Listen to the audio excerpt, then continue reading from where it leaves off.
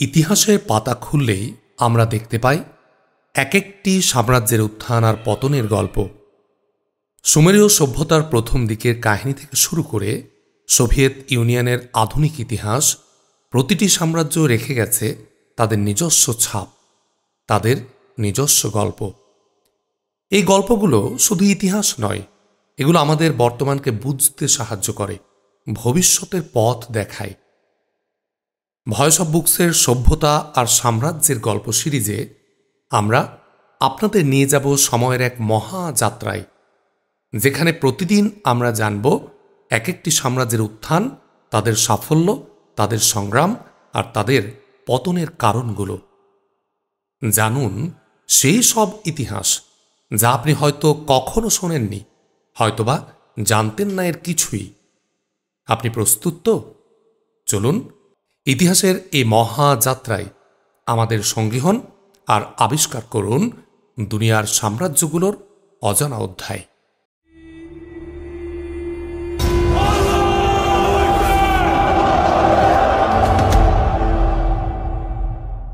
ইউরোপের বুকে এক নতুন শক্তির পদধ্বনি, যা শতাব্দীর পর শতাব্দী ধরে চলে আসা ক্ষমতার ভারসাম্যে এক নতুন মোড় আনছিল।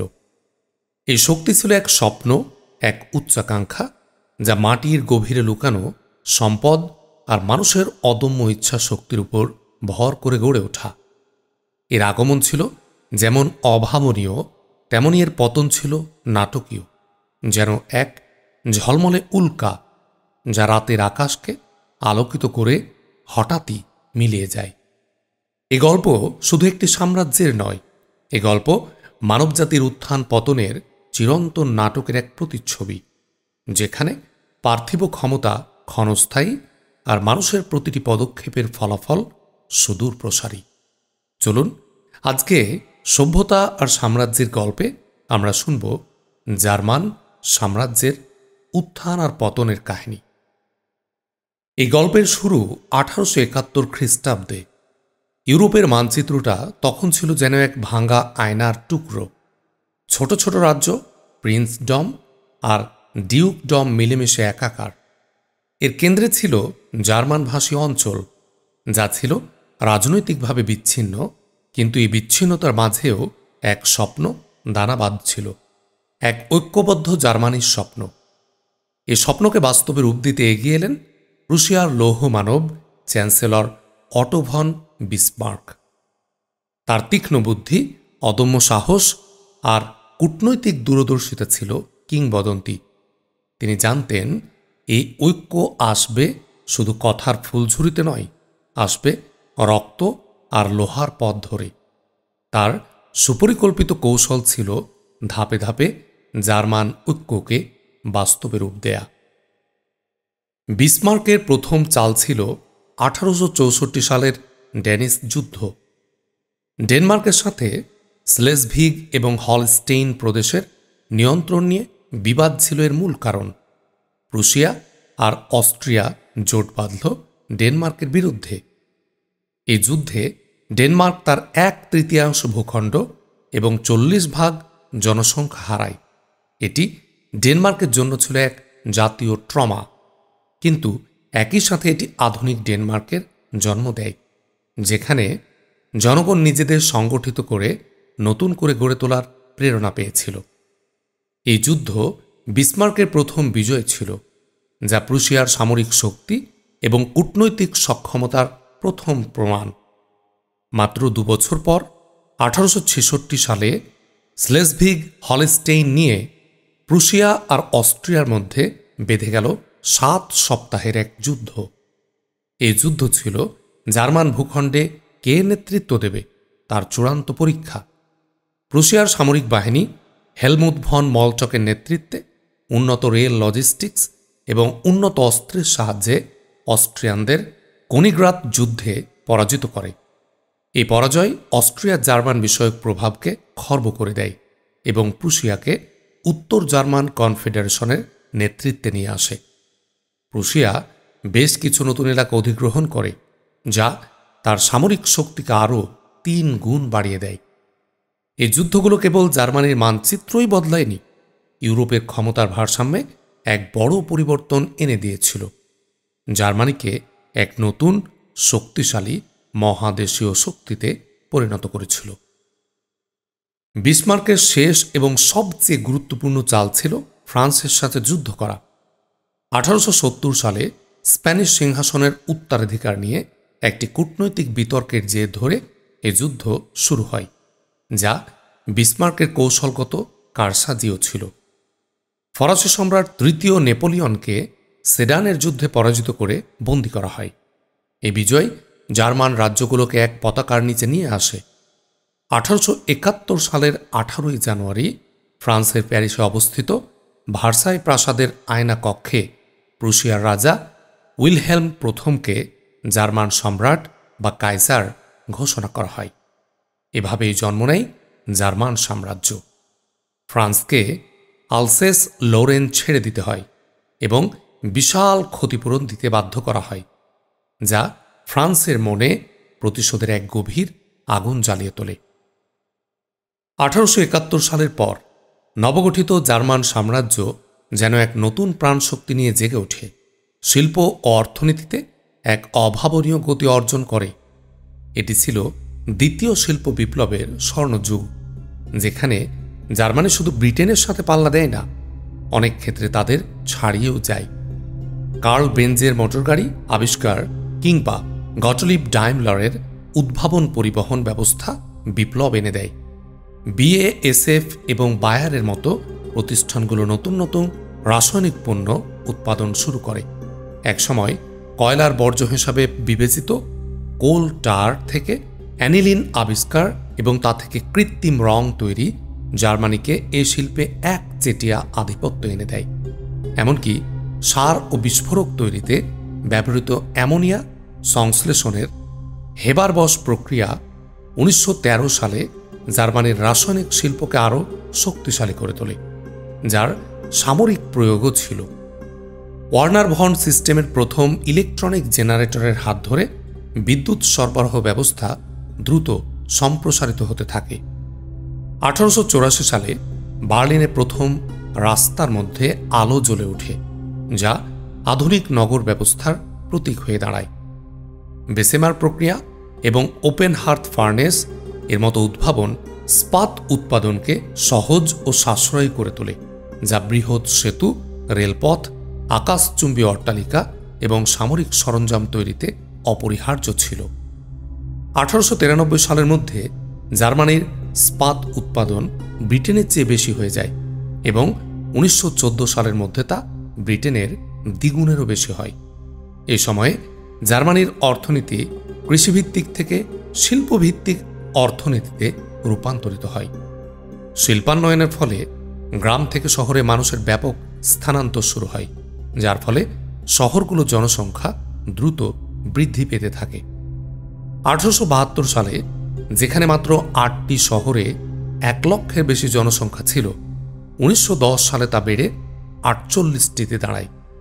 জার্মানির এই দ্রুত অর্থনৈতিক ও শিল্পগত উত্থান ইউরোপের ক্ষমতার ভারসাম্যে বড় ধরনের পরিবর্তন নিয়ে আসে এবং বিশ্বজুড়ে ঔপনিবেশিকতা ও বিশ্বায়নের নতুন ঢেউকে উৎসাহিত করে। জার্মান সাম্রাজ্যের সবচেয়ে বড় শক্তি ছিল তাদের সামরিক বাহিনী। প্রুশিয়ার সামরিক ঐতিহ্য, মলটকের মতো দূরদর্শী সামরিক কৌশলবিদ এবং নতুন প্রযুক্তির ব্যবহার জার্মানির সেনাবাহিনীকে বিশ্বসেরা করে তুলেছিল।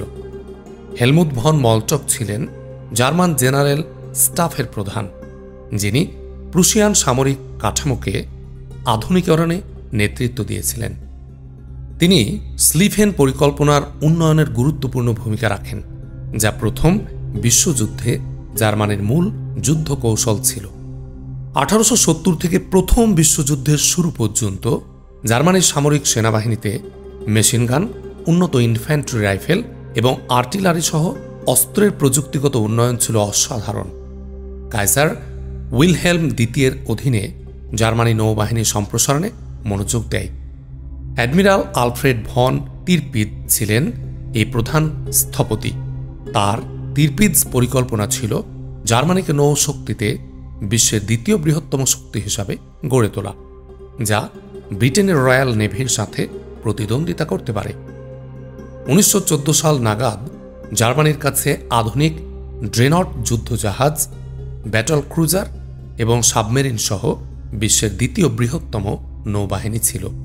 জার্মানির এই সামরিকীকরণ ইউরোপে এক অস্ত্র প্রতিযোগিতার জন্ম দেয়, যা প্রথম বিশ্বযুদ্ধের অন্যতম প্রধান কারণ হয়ে দাঁড়ায়। 1888 সালে কাইজার উইলহেম প্রথমের মৃত্যুর পর ক্ষমতায় এলেন তার নাতি কাইজার উইলহেম দ্বিতীয়। উইলহেম দ্বিতীয় সম্রাট হওয়ার কিছুদিন পরই অটো ভন বিসমার্ককে পদত্যাগ করতে বাধ্য করেন।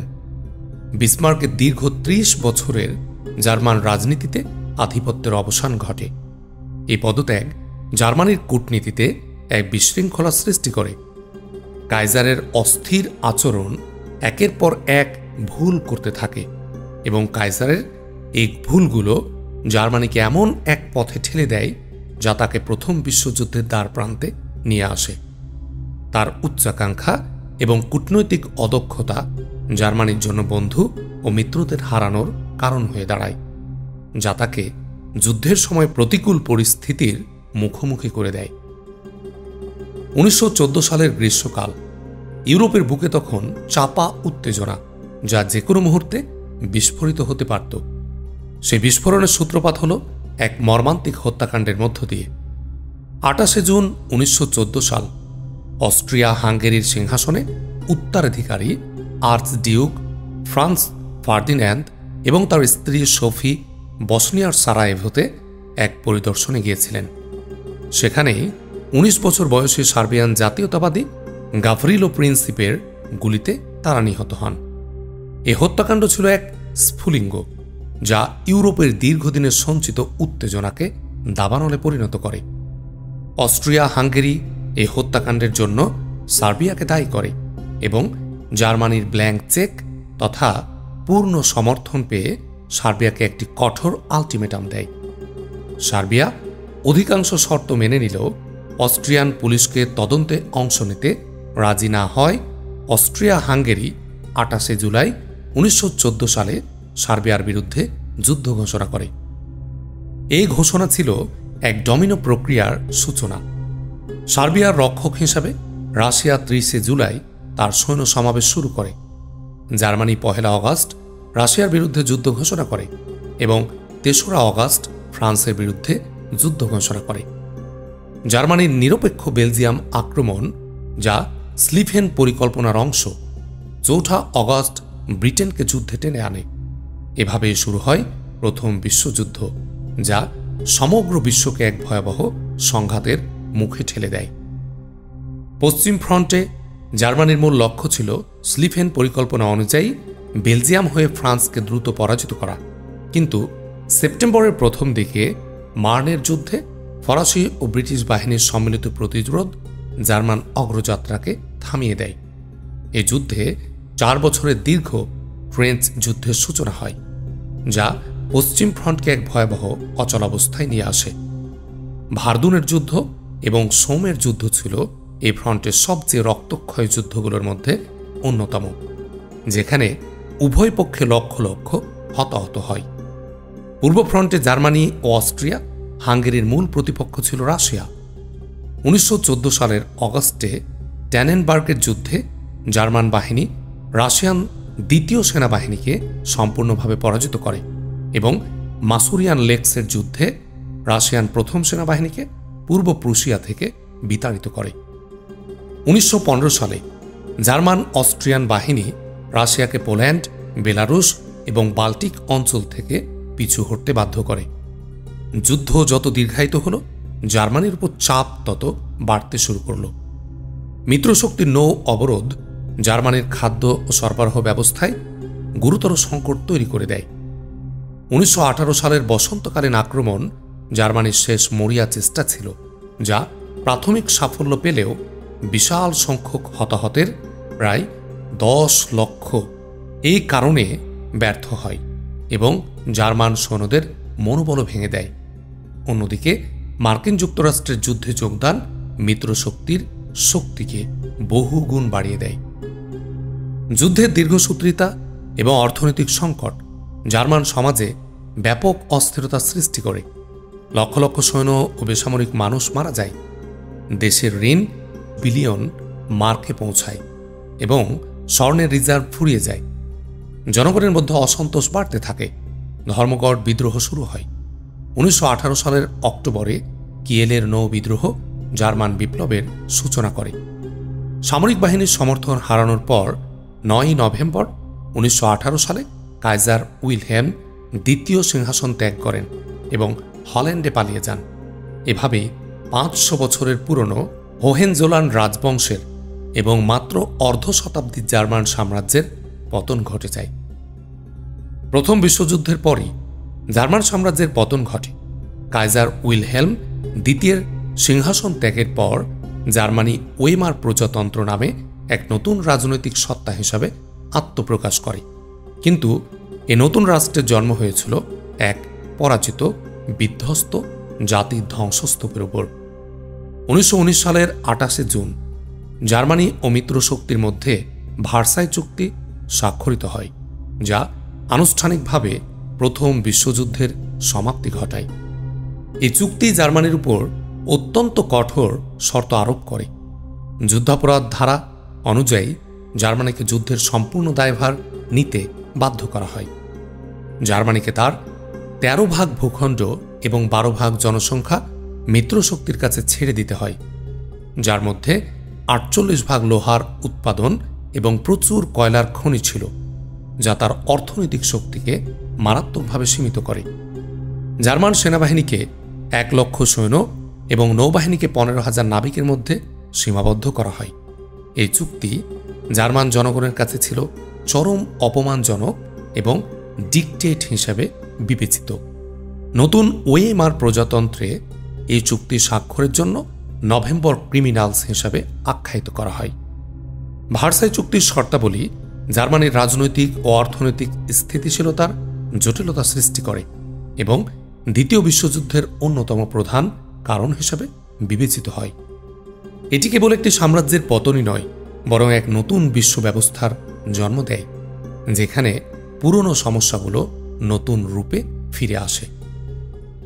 জার্মান সাম্রাজ্যের এই ইতিহাস আমাদের শেখায় ক্ষমতার উত্থান পতনের এক চিরন্তন কাহিনী। এটি ছিল এক জাতির স্বপ্ন, সাহস, উদ্ভাবন আর উচ্চাকাঙ্ক্ষার গল্প, যা তাকে ইউরোপের কেন্দ্রে এক অপ্রতিরোধ্য শক্তিতে পরিণত করেছিল। কিন্তু একই সাথে এটি ছিল ভুল সিদ্ধান্ত, কূটনৈতিক অদক্ষতা আর সীমাহীন উচ্চাকাঙ্ক্ষার এক করুণ পরিণতি, যা তাকে এক মহাযুদ্ধের অতল গহ্বরে ঠেলে দিয়েছিল। তবে এই গল্প এখানেই শেষ নয়। ইতিহাসের চাকা ঘুরতেই থাকে, আর তার সাথে জন্ম নেয় নতুন নতুন অধ্যায়।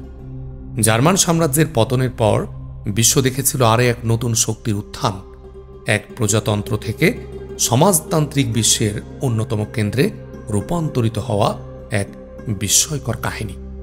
তাহলে তৈরি থাকুন সোভিয়েত ইউনিয়নের সেই কৌতূহলী অধ্যায় শুনতে। অপেক্ষা করুন এক নতুন ইতিহাসের যাত্রার জন্য।